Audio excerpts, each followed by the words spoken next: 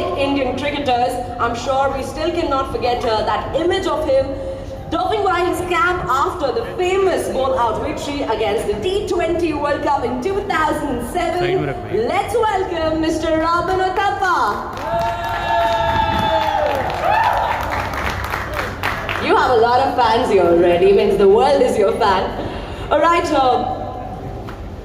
without further ado, I'd like to welcome all our friends from the media. Thank you so much for joining us today. I'd also like you to meet our guest commentators, Charvi Bhatt and Ahmed Khwaja. They keep you company on Talk 100.3 and Big 106.2 with the ball-by-ball live commentary. So now I'd like to give the mic to our MD, Mr. Prateek Mehta, to take this press conference forward. Thank you, Mansi. Thank you all press members to supporting us. Please keep supporting us in future as well. Fun Asia Network, Fun Asia Network, proud to be a home of cricket. We are now 5 years old. We promise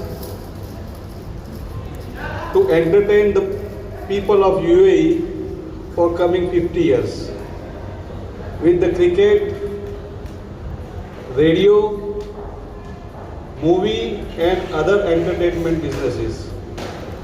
I thank you, Robin Uthappa, for joining us. Also, I thank you, Mr. Sethi, for the association of the cricket for the World Cup. Thank you very much. You can obviously enjoy on Talk 100.3 and Big 106.2. We are thrilled to kickstart this journey of cricketing excitement and global unity. Check. Hello. All right. Okay. Hi. My question is for Kij. Kij, we've always been hearing you. It's very good to see you face to face again. I met you during Charu Sharma. My question for you is, how do you think, how far will the Australia go in the World Cup? Well, thank you very much for that question. It's great to be up here with this panel. Look, I come into this knowing that Australia, I think from memory, won the last World Cup against India. And they also won the last World Test Championship against India. So I have a responsibility to offer that perspective. Look, from my feedback with the Australian team was that the Australians had to fly quite a long way to get to the West Indies, and here they were getting ready for their first game of Barbados, and the first thing they did was they decided to not have a training session but go out on a boat and celebrate and have some fun.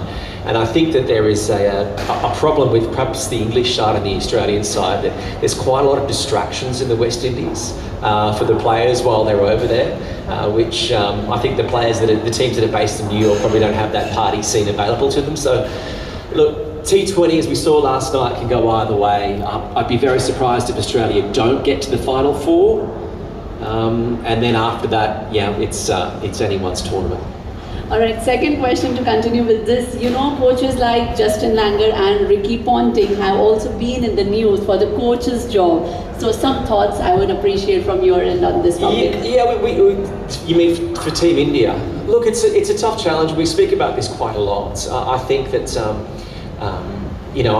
to get offered, or even just a casual conversation to be the coach for Team India, those players would take that as a huge compliment. I think the biggest challenge that you find with players like Justin Langer and Ricky Ponting is they're in demand, and it's the wage they make from, like Ricky, it's 3 months with Delhi, and then he gets to do a bit of commentary, and then he's going on to be a Washington coach for MLC, and then he goes back to home in Australia where his family is, and he's got cricket commentary and business interests. So I think the biggest challenge is how can they be away from home 11 months of the year? That's the biggest block. So I think that, yeah, technically they might be good, culturally they may struggle, but I think that you're going to have to offer a significant amount of money to get someone to be based in India and be away from home for 11 months. So the chances, I would think, were fairly low. Thank you so much. Hello and good afternoon everyone. My question is for Ajay Sethi sir. Very first, we all know you are a very big name in cricket. Can we have a huge round of applause for Mr. Ajay Sethi, sir, please? And now, I would like to know about your association with Fun Asia and how do you think, I would like to know some highlights about cricket through radio broadcasting, please. Thank you. Yeah, Fun Asia, we started this journey around 2021. So we do a lot of cricket on this network, and we have a strategic partnership with this business with them. And we also, been global rights holder for ICC for last 8 years, and we just renewed our rights for next 4 years till the South African World Cup of 50-50. So we will be covering Middle East, India, South Africa, Bangladesh, Sri Lanka, most of subcontinent and some part of other territories in the world. Now we go for the World Cup. World Cup is being produced now in Caribbean and the US. So we have All India Radio as a partner, whereas Big FM and Top 100 is our UAE partners. Yeah? And we have enjoyed a relationship with this group for last 3 years now, and we were looking for a very strong future with them, and also want to expand into the Middle East. That is the future plans with our group. Yeah. Thank you so much. Conditions for the players. Obviously, it's a new venue, new country, and you have to give them support. But the ICC does this vetting for the grounds, and yet we had the statement from them admitting that the pitch has not been up to standards. From a player point of view, do you see it as a disadvantage and a big risk, or would you be able to go along and bear with the teething problems, so to speak? Well, you have no choice. It's a World Cup, so you have to deal with the issue as is. Having said that, when you followed the building of or the construction of the stadium or that ground, it began in January and was ready by March. That could have, in hindsight, which is always 2020, you could have done that a little bit more earlier and conducted a few games on that track to understand what the nature of the wicket is, what needed to be tweaked when you're having a tournament of the World Cup's caliber. So that could have been preempted a little bit. I think there was a little bit of lack of foresight about that, because the information that we had on hand as far as drop-in wickets are concerned in the American conditions, because it's a very new condition, like playing conditions that are going to be very new. So how do these wickets that are created in Australia going to play and perform in the American conditions? That is a foreign entity. So to understand that, if they had actually preceded the creation of the ground and the whole work stadium construction of it, probably we would have understood it better.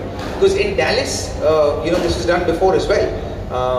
For the MLC, they created these wickets also in Dallas, and in North Carolina, that's also happening. And we saw that the wickets in Texas were really, really good.